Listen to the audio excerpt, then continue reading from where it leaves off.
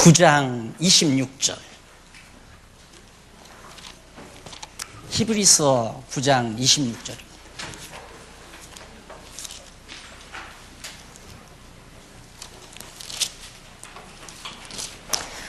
지난 시간에 히브리서 9장 25절까지 우월함에 대한 증거에 대해서, 그러니까 제사 사역인가요?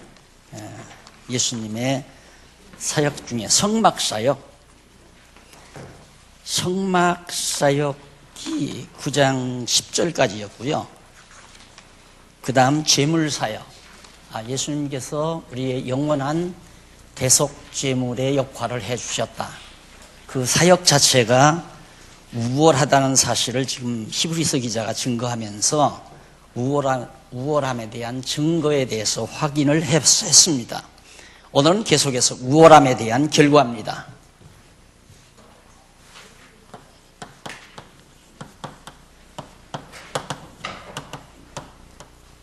함에 대한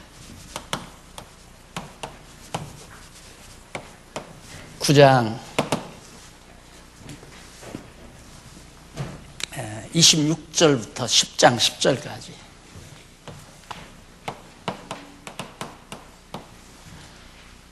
제물사역, 그러니까 구약시대에 양 잡고 비둘기 잡고 소 잡아서 피 흘려 드리던 그 제물하고 예수님 자체를 영원한 제물로 드린 그 제물하고는 비교가 안 되도록 탁월하다, 우월하다 이 말이에요. 그리고 예수님 스스로가 제물이 되신 것은 어느 그 무엇으로도 견줄 수 없는 탁월한 효능도 지니고 있고 능력도 가지고 있다. 그 제물 자체가. 그래서 그만큼 제물이 우월하기 때문에 그 제물을 드린 결과가 어떻게 맺어지는가, 그거에 대해서 히브리서 기자가 조목조목 들어서 정리를 합니다. 우선 교재를 여러분 9184페이지 중간쯤 보시면 줄바꾼 장면이 나와요. 중간 채 못 가서, 그렇게 세 번째 패러그래프에 보시면은 일찍이 여호와 하나님께서는 다윗으로 제사와 예물을 기뻐하거나 번제와 속죄 제물을 요구치 않는다며 책에 기록된 자가 왔다고 예언하도록 그렇게 섭리하신 사실이 있습니다. 그러니까 다윗이 하나님께서는 송아지의 피나 고기 또 양의 피 이런 것들은 기뻐하지 않는다. 다만 하나님께서 분명히 기뻐하는 자, 책에 기록된 자가 왔다. 책에 기록된 자라는 말은 구약에 이미 오시기로 예언된 영원한 제물 대신 우월한 그리스도가 오신다라고 하는 것을 다윗이 예언을 했어요. 그 예언대로 예수님이 오셔서 영원한 제물로서 우월한 능력을 발휘하신 결과가 9장 26절부터 나온단 말입니다.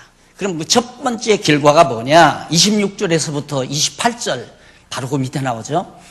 죄를 없게 하고 죄와 상관없이 다시 나타난다. 그러니까 예수님이 오셔서 구약의 예언대로 예수님이 오셔서 여기서 완전히 죄를 없애버렸어요. 없게. 죄를 다 없애버렸다. 여기서 죄를 없앴다는 말은 영원한 제사를 드렸다는 말과도 같은 뜻입니다. 그러나 오늘 우리가 시간 세계에 살기 때문에 우리는 예수님 십자가에 못 박혀 죽으실 때 태어나지도 않았어요. 우리들의 갈등이 늘 그거란 말입니다. 정말 예수님이 내 죄를 용서했을까? 엊그제도 내가 죄를 졌는데 그 죄는 어떻게 되는가? 이런 문제가 우리들의 신앙을 자꾸 흐트러 놓습니다. 근데 예수님께서 드리신 영원한 제물이라고 하는 것은 시간을 초월해버려요. 과거, 현재, 미래를 초월해버린단 말입니다. 그러니까 이 땅에 과거 구약시대에 지은 죄도 과거 죄죠. 예수님 당시에 지은 죄도, 그리고 예수님 승천하신 이후에 이 다음 예수님 오실 때까지 지을 죄도, 짓는 을, 은, 는, 을, 과거, 현재, 미래. 예수님 당시로 봐서. 그러니까 과거 구약시대 사람들이 지은 죄나 예수님 당시에 지은 죄나 짓는 죄나 앞으로 예수님 오실 때까지 오늘 우리들이죠. 우리들이 지을 죄까지라도 완전히 여기서 다 없이 해버렸다. 그리고 이 다음 장차 죄와 무관하게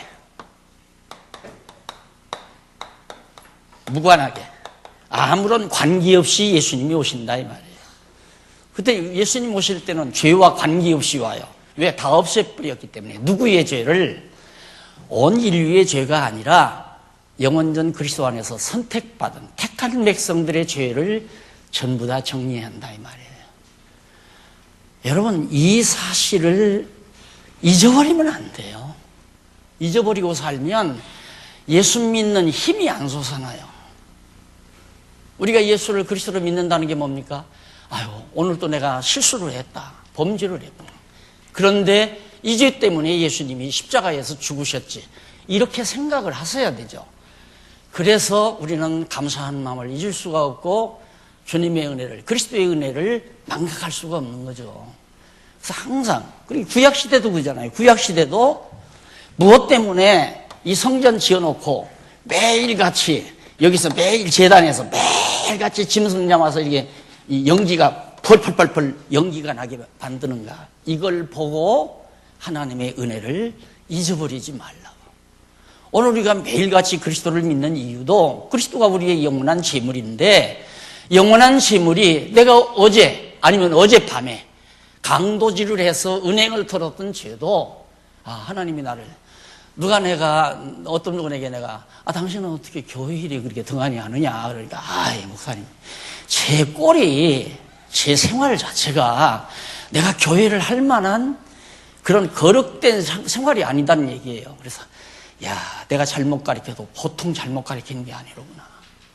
도리어, 오늘 또 덕스럽지 못하는 삶을 산다고 생각하면 더 하나님의 은혜에 감동해서 목숨 내걸고 주를 위해서 주님을 기쁘시게 하는 삶을 살아야죠. 나는 가르친다고 그렇게 가르쳤는데 자기의 생활이 아직 거룩한 생활이 못 된다 이거예요. 그 사람은 죽는 날까지 주의 일 못하고 살아요. 이 세상 살면서 완벽하게 사는 사람이 어디 있어요? 다 범죄하고 실수하고 잘못하고 그러고 살지. 그걸 정당화하라는 얘기가 아니에요. 그럴 때마다 이렇게 추악하고 더러운 죄인을 예수님은 벌써 2000년 전에 오셔서 다 정리해버리시고 기억을 안 해주신다는데, 그게 다윗이 그랬잖아요. 주께서 우리의 죄악을 살피실 텐데 누가 주님 앞에 감히 설 자가 있습니까? 아무도 설 자 없어요. 여기 앉아 계신 분이나 나나 주님 앞에 못 가죠. 내가 오면 네 잘못을 하나하나 지적해 주마. 하나하나 내가 다 밝혀낼 거다. 근데 누가 가겠어요? 아무도 못 가잖아요. 그러니까 친구한테 잘못했던, 또 선배한테 잘못했던, 부모에게 잘못했던 하면 가서 숨잖아요. 도망가 버리잖아요. 가출을 하거나 안 들어가잖아요. 왜? 무서우니까. 왜? 집에 들어가면 아버지가 내 잘못 지적해서 야단을 치겠다는데 무서워서 어떻게 들어가요? 근데 우리는 안 그렇다 이 말인데, 주여, 내가 이렇게 더럽고 추악한데 주님은 내 죄를 다 용서해 주셨습니까? 이거거든요. 그래서 예수님 당시에도 나는 일주일에 한 번씩 금식했습니다. 11조를 잘 냈습니다. 그리고 와서 자랑하면서 제일 앞자리에서 다 손들고 고개 뻣뻣이 들고 기도하는 사람하고 저 뒤에 앉아서 흑흑대며 눈물을 흘리는 창기가 있었어요. 예수님 누구를 칭찬하면 저 창기를 칭찬한다 이 말입니다. 나는 잘났습니다. 나는 교회 충성했습니다. 나 없으면 이 교회 안 됩니다. 내가 다 이뤄놨습니다. 그런 사람보다도 나는 아무 공로 없다고 가서 울고 있는 그 기도를 주님은 기뻐하셨다 그 말이에요. 예, 그분이 은혜를 깨달은 자니까. 그래서 은혜와 평강이 교회에 없어서는 안 된다. 신앙생활의 가장 기본이 은혜예요. 그래서 모든 것 다 죄를 없게 하고 마지막 나타난 이 다음에 정말 죄와 무관하게 예수님 오신다. 그래서 우리가 기다리는 거 아니에요. 예수님 이 다음 재림할 때 우리의 죄 기억에서 하나하나 따져 묻지 않는다 이 말이에요. 그러니까 당돌하게 주여 어서 오시옵소서 하고 주를 기다리고 사는 거죠. 10장 넘어갑니다. 1절로 4절에 보면 두 번째 결과예요. 우월함에 대한, 예수님이 제물로서 우월하니까 어떤 결과가 맺어지는가. 아까는 다 죄 용서되고 죄 없이 다음 예수님 다시 오신다. 그런데 1절로 4절에 보면 율법의 제사로는 언제든지 온전케 하지 못함을 설명합니다. 이걸로 이렇게 소 잡아서 양 잡아서 제사 드려가지고는 절대 죄를 없애지 못한다. 그 말은 예수님의 우월한 제사가 죄를 다 없이 해버렸다. 그 말 아니에요. 이건 없이 하지 못하는 거다. 율법으로는 우리의 죄를 용서받을 수가 없다. 그래서 예수님이 단 한 번으로 역사상에 나오셔서 과거죄나 현재죄나 미래죄 한꺼번에 다 정리해 버리셨다. 그런데 이런 말을 하면 박 목사님 그런 식으로 설교하면 마음 놓고 죄지란 얘기 아닙니까? 이것이 저하고 생각이 다른 거예요. 죄를 마음대로 져요? 하나님이 죄 짓는 구렁 속에 집어넣으면 안 지을 사람은 없어요. 누가 죄를 짓고 싶어 해요? 빠져드니까 죄를 짓는 거죠. 이게 내 마음대로 안 된다 그 말이에요.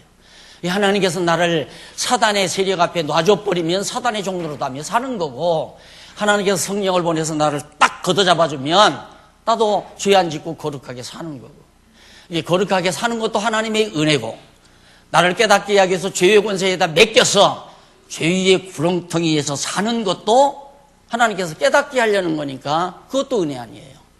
탕자를 내보내는 아버지의 마음이나 돌아온 탕자를 반갑게 영접하는 마음은 다 사랑하는 마음이에요.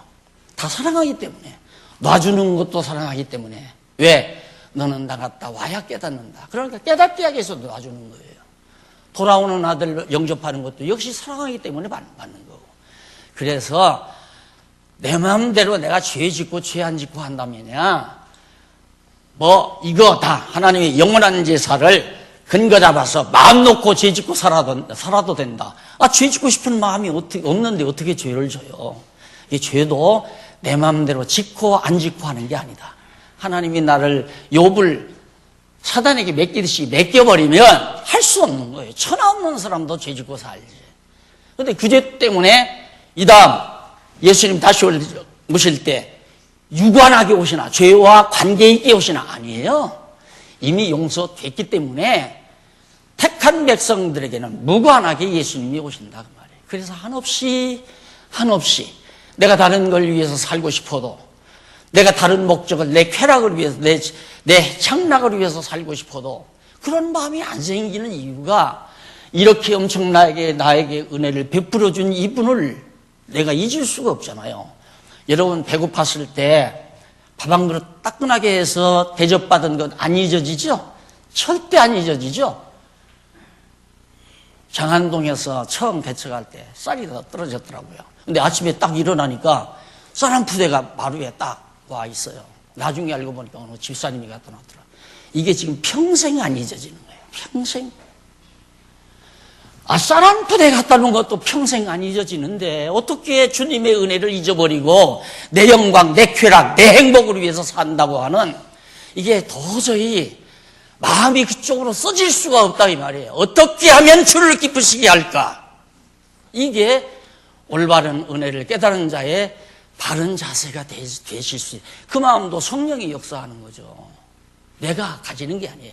내가 걸어가기 때문에, 내가 믿음이 좋기 때문에 내가 그런 마음을 가지는 게 아니라 하나님의 은혜의 능력이, 하나님의 은혜의 사랑의 능력이 나로 하여금 그렇게 살아가도록 마음을 이끌어가는 겁니다.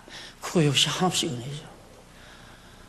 나를 폐륜으로 살지 않게 하고, 나를 띠강도로 살지 않게 하고, 어쨌든 복음을 위해서 살 수 있는 이 길로 나를 이끌어주신 하나님의 은혜도 한없이 감사할 뿐이고.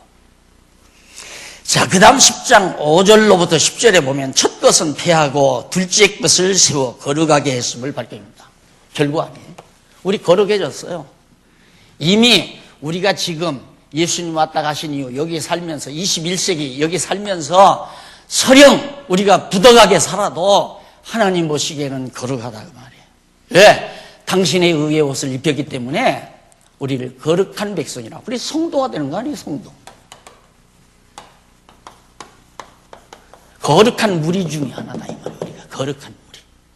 하나님이 오실 때 거룩한 무리가 되게 하신 거다. 그게 바로 예수 그리스도께서 우월한 제물로서 역할을 하신 우월한 결과로 나타난 거예요. 율법으로는 거룩하게 못 돼요. 절대. 우리 행위로는 안 된다, 이 말입니다. 우리가 별짓을 해도 내 행위를 보고 거룩하다고 안 해요. 여러분 가지고 있는 재산, 전 재산 팔아서 요즘 교회 여러 가지 빚 때문에 여러분 스민승승콩한데 여러분이 걱정할 일도 아니에요. 하나님께서 다 세우고 하나님께서 일으키고 무너뜨리고 하시기 때문에 빚도 하나님이 그대로 무너뜨리려면 무너뜨리게 하는 거고, 그 빚도 하나님께서 어느 번 감동해서 갚게 하면 갚게 되는 거고, 우리가 걱정할 일이 아니다, 이 말입니다.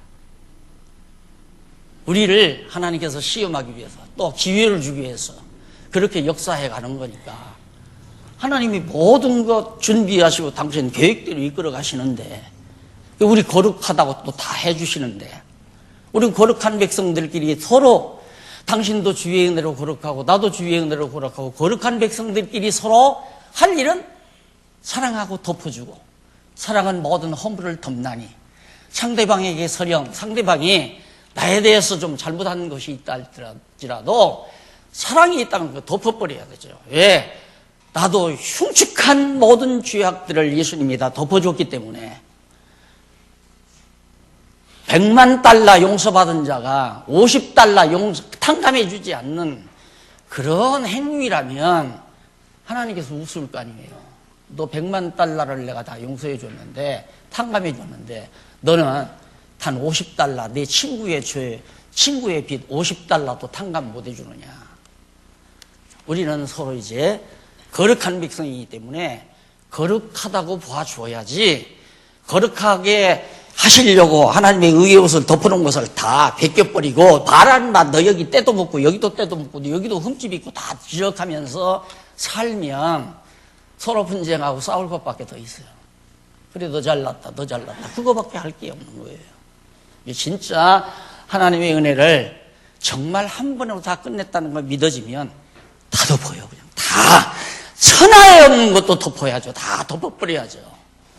그래야 우리가 거룩하게 보이지, 거룩한 옷을 다 벗겨버리면 다 추한 것 다 드러나잖아요. 조각목에다가 황금판 씌웠으면 황금판 씌워진 대로 그냥 보아야 화려하지, 황금판 다 벗겨버리면 다 흠집 있고 형편없는, 흠집 있는 그런 조각목밖에 나올 게 뭐가 있겠어요.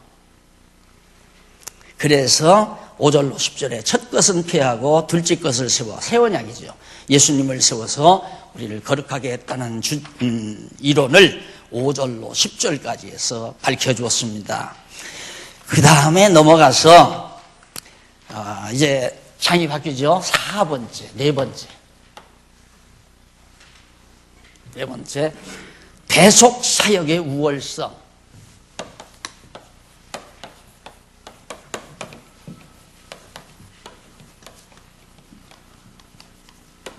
10장 11절로부터 10장 1절로부터 11절, 죄송합니다. 11절로부터 39절, 11절에서부터 39절까지, 여기까지는 예수님께서 성막, 제물, 제사장 사역, 이런 세 가지 역할을, 우월한 역할을 해가지고 우리의 죄를 대속하시는 사역을 해요.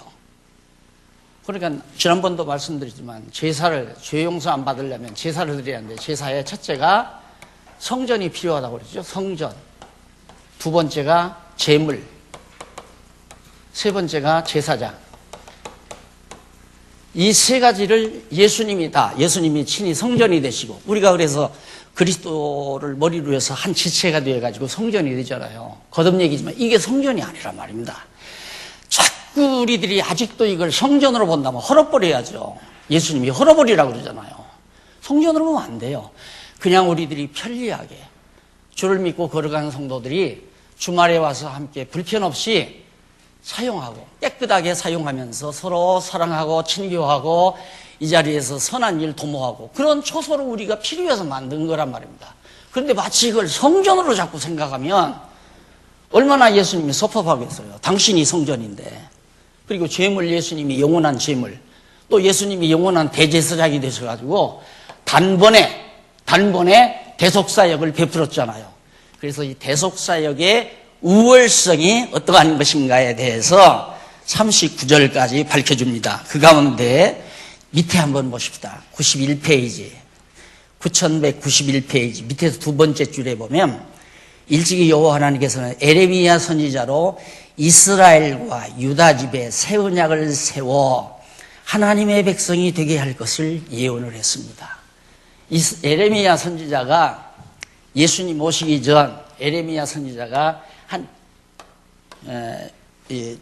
이사야 선지자가 7세기니까 에레미야 선지자는 남쪽 유다가 바벨론에 포로 잡혀갈 때니까 그때가 한 6세기경 587년에 잡혀갔으니까 그 무렵에 에레미야가 예언했잖아요. 이게 이 시대에 587년 전후에서 에레미야 선지자가 예언을 하기를 뭐라고 예언했느냐면 그 예언한 내용이 거기 나오죠. 나오기를 이스라엘과 유다 집에 새 언약을 세우겠다. 그러니까 이 옛 언약 이거 헐어버리고 새로운 언약을 세우겠다. 그 말은 예수님 보내시겠다 이 말이에요. 새 언약.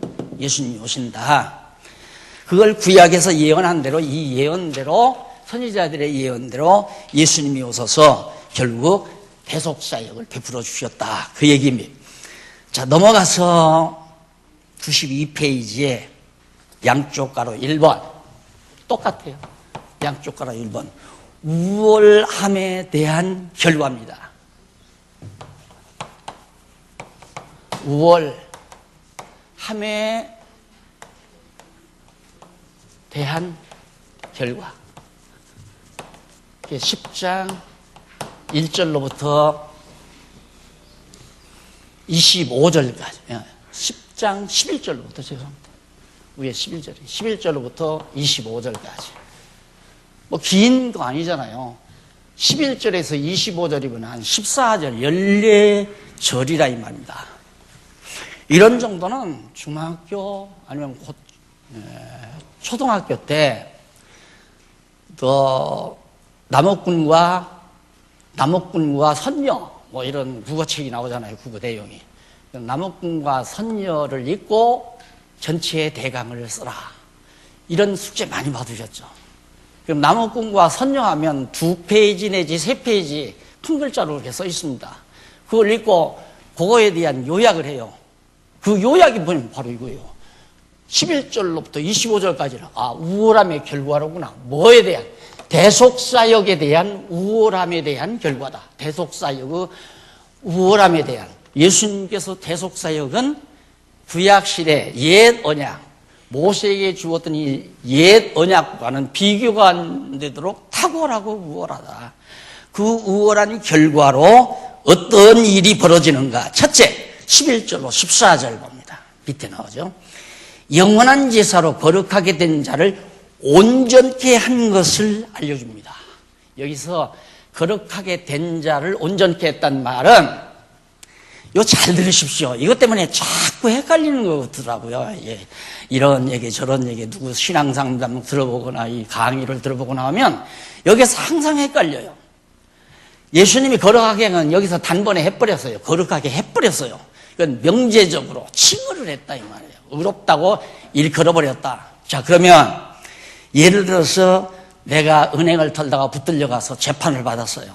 재판을 받는데 나로 하여금 이제 변호사가 변호를 해서 잘 하잖아요. 변호를 해도 당신은 죄인이다. 정죄받으면 당신은 2년 뭐 형을 살아라. 그리고 2년 형을 딱 살아요. 살고 나오면 법정에서 약속대로 2년 형 살고 나오면 나는 무죄가 돼요. 무죄. 죄가 없는 것이 된다 이 말입니다.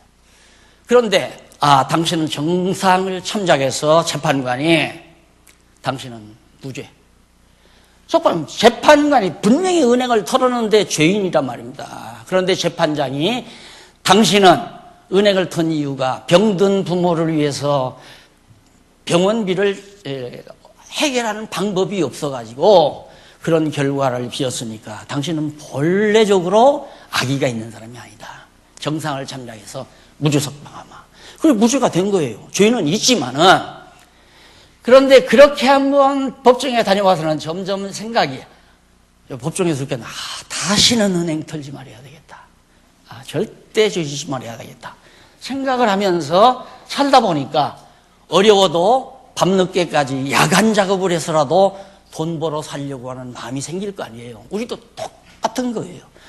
그리스도께서 완전히 우리 죄 없다고 해 주었지만은 실제로 죄가 없는 게 아니잖아요. 우리 내면 속에는 온갖 부패성이 그냥 있단 말입니다. 이게 자꾸 드러나죠. 생활 속에서. 그런데 하나님의 말씀을 듣고 받은 은혜를 자꾸 기억하고 생각하고 하다가 보면 점점 도둑질을 1년이면 두서너 차례 하던 사람이 한 차례로 줄어들고 2년에 한 번이나 하고 3년 가도 5년 가도 이제 도둑질 안 하는 거예요. 실제로 완전하게 되는 거예요. 점점. 그래서 이 세상 끝날 때는 그러니까 육체의 장막 벗어올 때는 완전해지는 거죠. 이제는 다시는 죄 지을 수 없는 그 육체의 장막이 있는 한 우리는 자꾸 실수를 하는데 그 실수하는 것이 점점 줄어들어서 완전하게 된다. 그걸 누가? 하나님께서, 예수 그리스도께서 성령을 보내가지고 성령께서 오셔서 우리의 마음을 늘 보호하고 지켜줘요. 그래서 오늘 또 복잡하니까 한탕 할까 이러다가도 아니지. 내가 지난번 법정에 다녀와서 내가 안 한다고 했잖아. 그러다가 또 붙들리면 나는 감옥에 간다. 이런 생각도 하고. 그래서 나 안 할래. 차라리 내가 적게 쓰고 말지. 적게 먹고 말지. 나 도둑질 안 할래. 이러면서 점점 행위가 좋아져 간다 이 말이에요. 그걸 완전하게 한다. 그걸 누가 하는가? 바로 대속사역을 하신 예수 그리스도께서 우리의 죄를 다 앞으로 지을 죄까지라도 다 용서해버리고는 점점 죄 안 짓고 살아가도록 성령을 보내서 점점 성숙하게 해간다. 그런데 만약에 여러분 이렇게 예수님께서 다 죄를 용서해 또 대죄를 죄 짓고 살면 안 돼. 죄 안 지으려고 해야지. 이건 말이 안 되는 거예요. 우리가 죄 안 짓고 살려고 한다고 안 져져요? 성령이 우리를 붙들어줘야 안 되는 거죠. 성령의 역사 아니고는 안 돼요. 그러니까 마치 우리가 뭐라도 할 수 있는 것처럼 생각하면 안 된단 말입니다. 그럼 오늘 내가 실수를 했다. 하나님께서는 나를 왜 이렇게 실수하도록 놔두셨을까? 외로 접근하라고 했죠. 모든 일을 외로. 내가 요즘 하나님의 은혜를 망각하고 살았구나. 하나님의 은혜를 망각하고 사니까 또 한 번 죄를 짓도록 되지우리로 가도록 나를 놔주셨구나.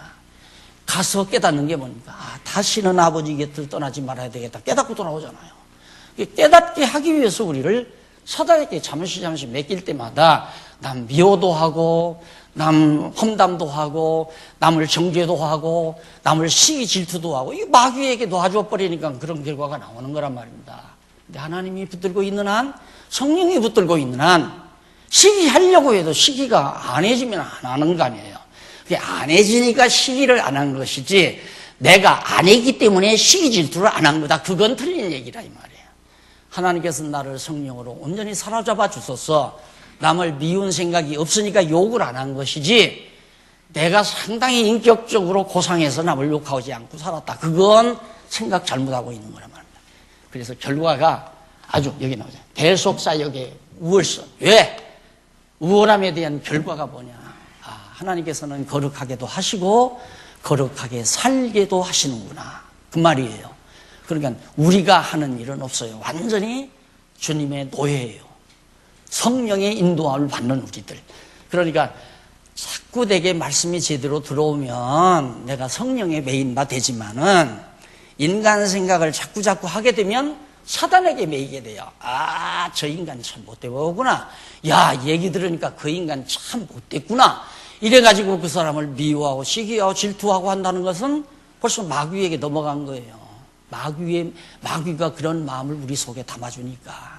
근데 그런 마음이 안 든다고 하는 것은 성령이 우리를 완전히 붙들고 있다는 얘기예요. 그렇게 해서 이제 거룩하게 생활도 하게 해 가신다. 그것이 온전케 하신다는 그런 뜻입니다. 그 다음 넘어가서 15절로 18절에 보면 10장 15절로 18절에 보면 세울 언약에 의해 하나님께서 새로운 세울 언약에 의해서 죄를 위한 제사가 필요 없음을, 그러면 구약 시대에 세워진 이런 제도적인 그런 언약에 의해서 다시 제사를 드릴 필요가 없는 결과가 나타났다.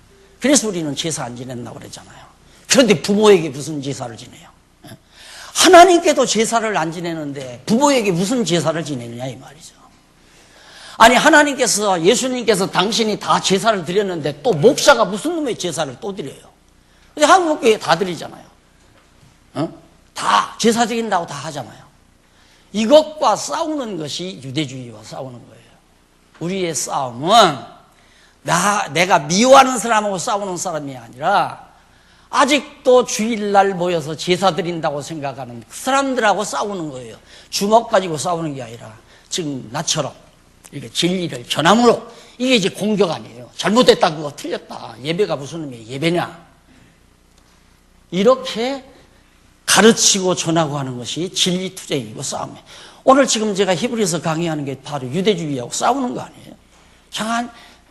이제 한국교회 유대주의가 지금 만연되어 있으니까 꽉 차 있어요, 유대주의가. 그것과 지금 공격하는 거거든요. 왜 그 공격하다가 이단 소리 듣고 몇십 년 살았잖아요. 근데 지금은 이단 소리 잘 누가 하지도, 왜 목사가 아니니까 이제 뭐 이단이라고 하지도 않겠죠. 저 미친놈 좀 제 멋대로 한다 이렇게 생각을 하겠죠. 그러나 말이 안 되는 거예요. 다시 제사 드릴 필요가 없다고 그랬는데 무슨 왜 제사를 지금 21세기에 제사 드린다고, 예배 드린다고, 이걸 성전이라고 지어놓고 목사 여기 있어서, 그래서 이것부터가 나는 이것만이라도 좀 없었으면, 그래서 애들도 여기 올라가서 기도하고, 그리고 이렇게 좀 근사한 거 말고 그냥 조그만 거 있잖아요, 이렇게 나시나 그런 거 하나 놓고, 왜 책 논란이가 놓는 거지 여기 높은 사람이 쓰는 게 아니란 말입니다. 그리고 편리하게 강의를 듣기 하기 위해서 이렇게 있는 거지. 그런데 여기는 높은 사람만 쓰는 거고 거기는 낮은 사람만 앉는 거고, 그러니까 낮은 자리는 안 앉고 저 높은 자리만 앉으려고 자꾸 그러잖아요, 사람들이. 높은 자리 있으면 높은 줄로 착각하고. 이것들이 모두가 다 잘못된 거예요. 잘못된 거. 그러니까 정말 하나님 앞에서 정말 대속자역 자체가 얼마나 우월한가. 결국 다시 제사 드릴 필요가 없을 정도로 우리를 거룩하게 하셨고 또 거룩하게 살게까지 해주시고 그런 결과가 맺어진 것이다. 그 다음 19절로 25절에 보면 성소의 길을 연 큰 대제사장이 있는 결과에 대해서 알려줍니다. 뭐냐면 얘가 성소 아니에요. 얘가 성소, 법궤. 예수님 십자가에 못 박혀 운명하실 때 여기 휘장이 쫙 갈라져서 길이 열렸다고 그래요. 그 얘기예요. 한 번 하나님께서 쫙 길 열어놨어요. 그래서 오늘 우리도 이제는 제사장도 필요 없고 영원한 예수 그리스도가 제사장이시니까 제사장이 필요 없고 우리 스스로가 각자 누구 앞에, 보좌 앞에 나간다 이거예요. 그래서 제가 바라는 게 그겁니다. 우리 모든 성도님들이 성경을 깨닫고 누구도 의지하지 말고 누구도 앞세우지 말고 스스로가 주님 앞에서, 스스로가 보좌에 계신 하나님 앞에서 하나님을 찬양하고 하나님을 경배하고 내게 주신 소원 따라 서원도 하고 그러면서 각자가 자기 신앙을 지켜나가는, 이게 정상적이거든요. 그런데 인정에 끌려서 사도 바울이 만약에 에베소에 장로님들이 나와가지고 가지 마십시오, 거기 가면 죽습니다, 여지고 고생하고 다 했는데 이제 편하게 살 수 있지 않습니까? 가지 말고 예루살렘 가면 죽인다는 사람 결사대들이 있고 큰일 납니다. 울며 불며 해도 그 인정 싹 뿌리쳐버리잖아요.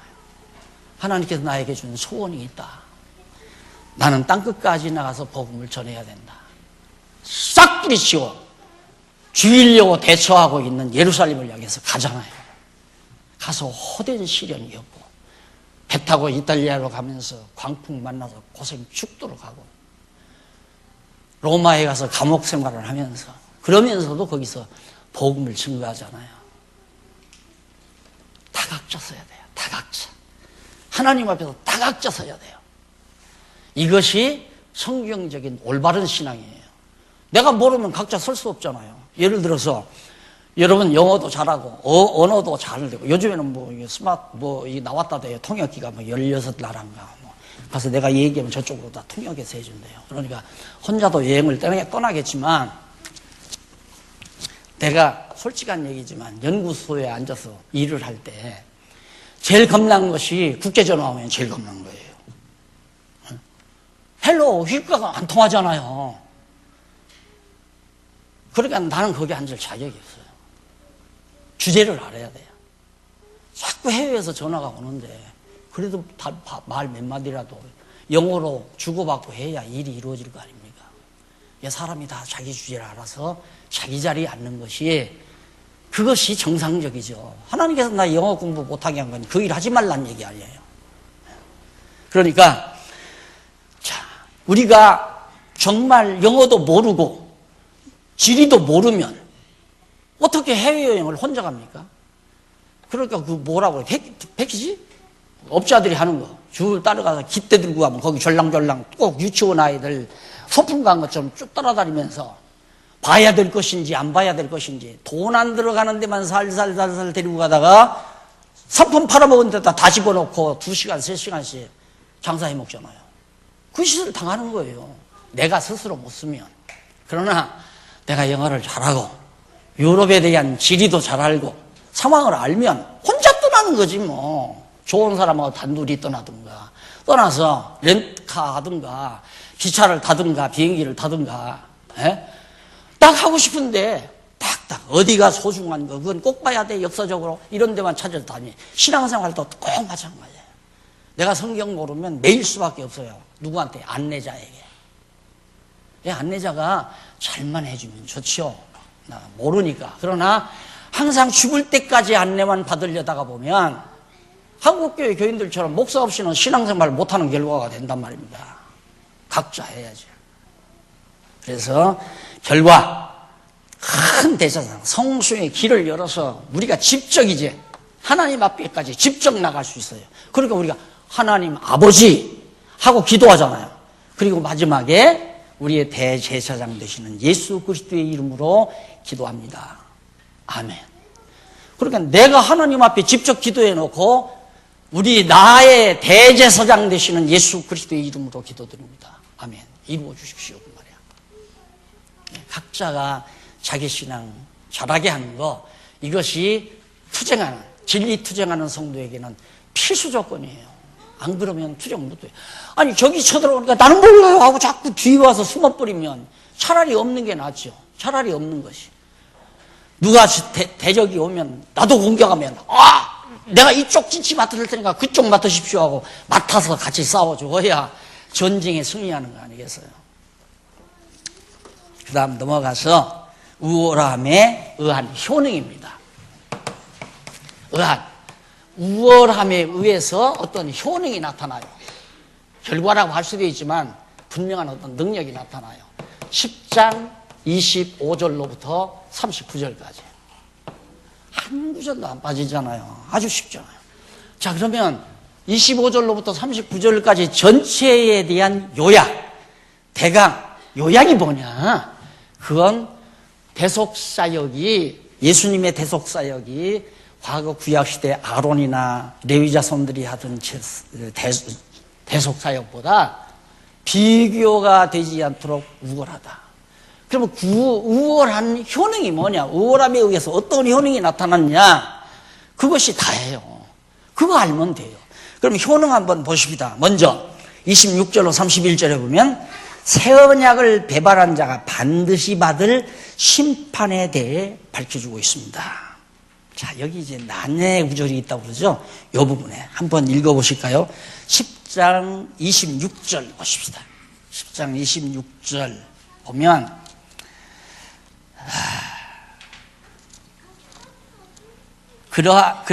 그리하면 그가 세상을 창조할 때부터 자주 고난을 받았어야 할 것이로되 이제 자기를 단번에 제사로 드려 죄를 없게 하시려고 세상 끝에 나타나셨느니라. 예수님 오실 때부터 이 이유가 세상, 예수님의 섭리세계의 마지막 코스라, 이 말, 마지막 코스. 그래서 이 마지막 때에 예수님이 나타나셨다. 그러면서 그러면서 한 번 죽는 것은 사람에게 정하신 것이요. 그 후에는 심판이 있으리니. 인간은 누구나가 육신적으로 한 번 죽어야 돼요. 안 죽는 사람 아무도 없어요. 다 죽어요. 예수님도 그래서. 에? 죄송합니다. 죄송합니다. 내가 9장을 읽었네요. 근데 왜 이제야 얘기를 하시냐? 10장 26절이죠?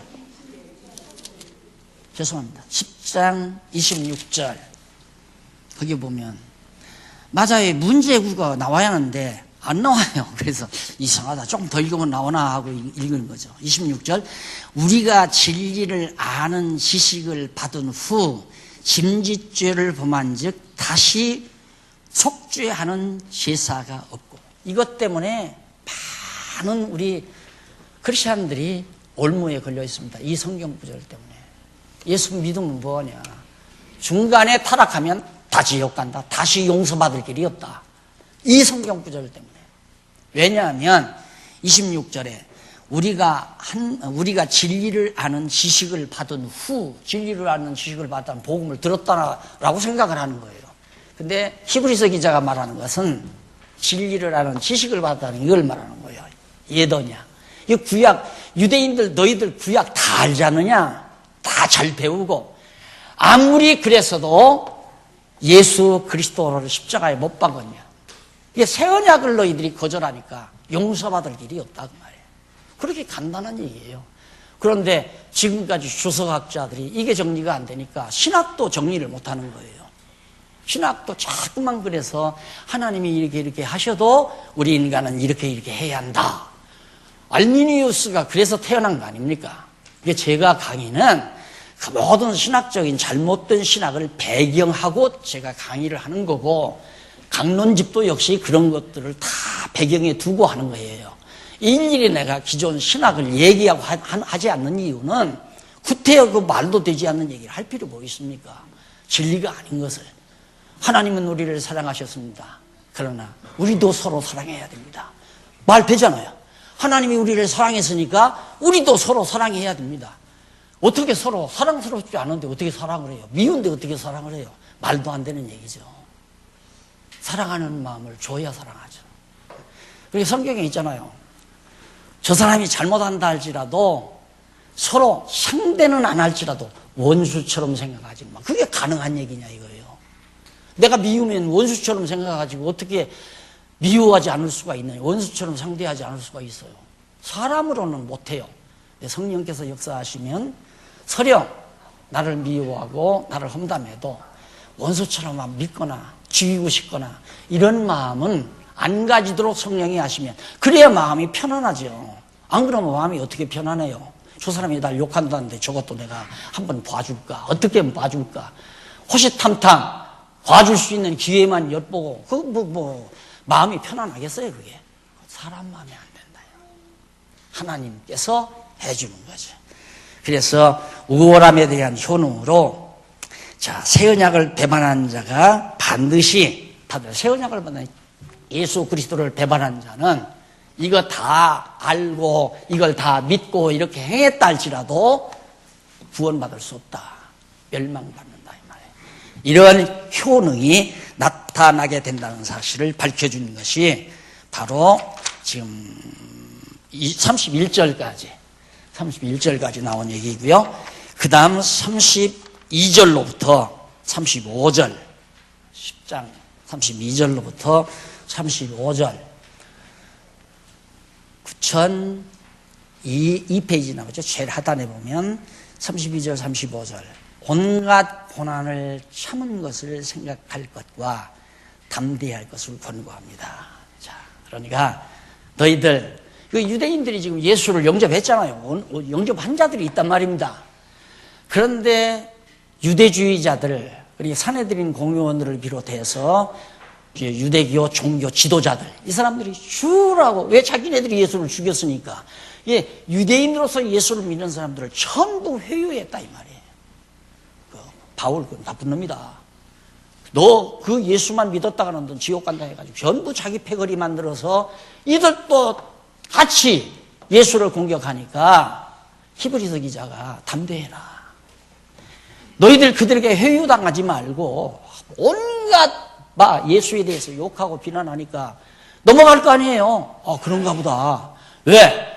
선해드린 공의원들은 세력이 당당하고 전통이 있고 그러니까 글로 다 넘어가가지고 같이 예수를 믿는 사람을 핍박하고 그리스도를 배격하고 도리어 잘못된 거짓 선생으로 와서 교회를 소란하게 만들고 이해하니까 담대해라. 그러지 말고 온갖 고난을 참는 것을 생각을 꺾어. 야, 앞으로 예수 믿는 사람들 온갖 고난이 닥쳐온다. 많은 고난이. 왜? 예수를 싫어하고 예수를 죽이려고 하는 세력이 강한데 고난 안 오겠어요? 오늘 여러분 성경신학 지켜나가는 일이 평탄할 거다? 천만의 말씀이에요. 온갖 시련이 옵니다. 온갖 시련. 이것도 마찬가지로. 왜? 용납하기 싫어해요. 왜 그러냐면 이미 기득권을 가지고 있는 종교 지도자들이 성경신학에 들어가 버리면 안 되잖아요. 다 추락해 버리니까 죽으라고 반대하죠. 죽으라고. 그러니까 많은 시련. 그래서 오죽하면 바울이 디모데에게 고난받으라. 제자에게 고난받기 싫게 만드는 것이 선배의 마음 아니겠어요? 다 부모도 그러잖아요. 나는 고생하면서 재산을 모아놨지만 내 자녀들만은 두고두고 2대, 3대, 4대 그냥 정신토록 대대손손 고생하지 아니하고 잘 먹고 잘 살아면 쓰겠다. 그래서 막 끌어모으려고 하는 거예요. 막 잔뜩 끌어모아서 다 재산 물려주려고. 선배도 마찬가지죠. 나는 고생했지만 내 후배들만은 고생하지 아니하고 진리를 편안하게 대화하면서 즐겁게 전할 수 있는 기회가 왔으면 좋겠다. 그런 마음 다 누구나 가지고 있죠. 근데 그게 안 된다 이 말이에요. 그래서 바울도 복음을 위해서 고난을 받으라. 대적이 너무 세니까. 워낙 대적이 세니까. 그래서 여러분 지금 우리 교회가 겪는 고난도 이거 당연한 거예요. 이거 어두운 세력들이 이대로 잘하게 놔두겠습니까? 이게 정말 진리가 진리대로 전파되어지는 걸 어두운 세력이 좋아하겠느냐 이 말이에요. 내가 목사님들 몇 년 가르치고 한 2년 동안 가르쳐 보니까 와서 딱 들을 때는 막 다 기절을 해요. 기절을 해요. 그래 놓고는 그 다음에는 이제 막 머리를 싸매고 고민을 해요. 왜? 이거 어떡하냐? 뒤집어야 되냐? 안 뒤집어야 되냐? 그러다가 그냥 쉬쉬쉬쉬 물러가는 사람이 있고, 이거 뒤집어야 된다. 발칵 뒤집어 버리는 사람은 교회에서 난리가 나고. 그럴 수밖에 없잖아요, 이게. 우리도 다 그거 겪었잖아요, 우리 장안중앙교회도. 그때는 뭐 건물도 없고, 형편없을 때. 2층 다락, 한 3, 40평 되는 다락에서 그 교인들 한 4, 50명 모시고서 성경 가르치는데, 그 뭐가 무서워서 날 2단, 3단에서 죽이려고 했겠어요. 그때 죽여버려야 되니까. 근데 하나님께서 안 죽이게 했잖아요. 앞으로도 안 죽어요. 진리 때문에 안 죽어요. 고생은 해도 안 죽는단 말입니다. 그래서 각오해라. 야, 그들 세력이 크다고 해서 세력으로 붙지 말아라. 진리로 붙어야지. 예수가 그리스도라는 것이 참 진리 아니냐. 지금 그 얘기예요, 히브리서 기자가. 그러면서 넘어가서 36절로 39절에 보면 인내하며 뒤로 물러가지 않고 구원함에 이른다고 알려줍니다. 아무리 여기 큰 이 옛 언약을 붙들고 세력을 이룬 사내들인 공의원들이 너희들 보기에 대단한 사람 같아도 그들에게 회유당하지 말고 끝까지 참고 견디면 예수 그리스도를 믿음으로 말미암아 구원에 이르는 거다. 절대 넘어가지 말라라고 당부하는 것이 39절까지 나타나 있습니다.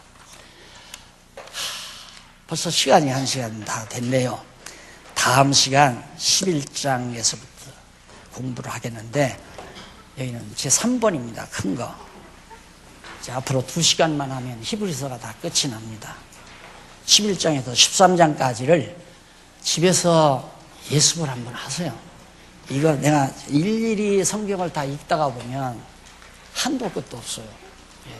핵심 잡아서 여러분들에게 말씀을 드린 거니까 복음신앙상 우월성, 우리가 예수를 그리스도로 믿는 우리 장안중앙교회가 성경신학에 의해서 힘있게 늘 강조하고 이걸 여러분에게 제시하는 이것이 얼마나 우월한 신앙인가를 바로 히브리서 기자가 강력한 필치로 우리에게 전해줍니다. 집에서 한번 공부하고 오시면 대단히 감사하겠습니다. 기도하십시다.